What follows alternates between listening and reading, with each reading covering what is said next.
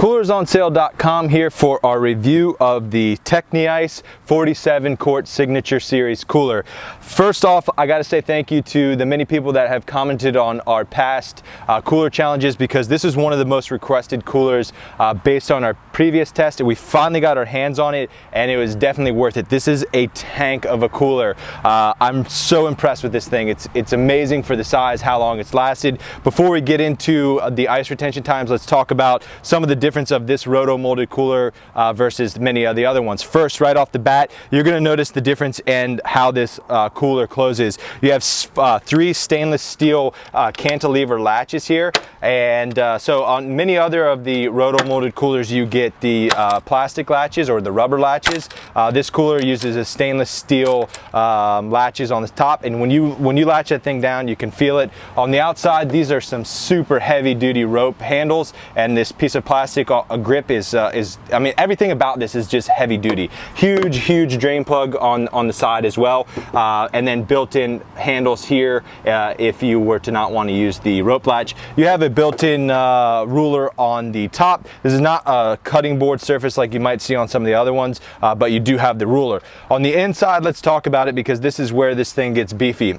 Double gaskets. I think this may be the reason why this cooler holds ice so ridiculously well, is the double gasket feature coupled with the way this thing closed. So you do have 2 slots if you were to put a dividing board or a cutting board in there. There's also the option to have a wire basket that sits on the lip of this cooler for dry goods. On the inside, it's pretty basic. Let's talk about what sells this cooler. This cooler, like I said, is a tank, but it's really not heavy. It looks really bulky, but it's not our heaviest cooler. I mean, you can pick this thing up relatively easy.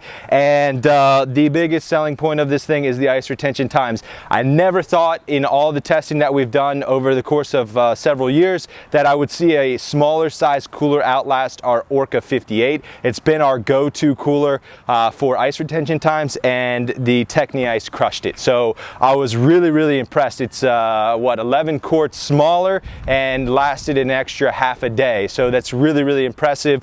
We were 90-degree ambient temperatures, and some of the lids of these coolers were hitting 120 to 140 degrees as they stayed outside all day. So if you're the type of person that ice retention times and the durability of a cooler is critical, you can't go wrong with the TechniIce. This thing is built like a tank, like I said, and holds ice incredibly well. And for the price that you pay, I think it's a pretty darn good value. TechniIce is a company that builds many coolers as well as ice packs that are used in the commercial industry, the medical industry, for example. So they've been around for a long time, and they're a trusted name. And I'm glad that we finally got to test this, because I was really impressed with how long this cooler held ice. We also have tested their ice packs, which are a very unique setup as well, whereby you need to inject water into it one time. We have a full video on that, as well as multiple tests on that. So be sure to check that out.